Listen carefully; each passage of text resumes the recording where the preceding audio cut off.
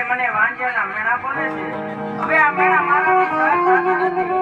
ચાલો આપણે પાછા રાણી વાત તરફ ચાલીએ.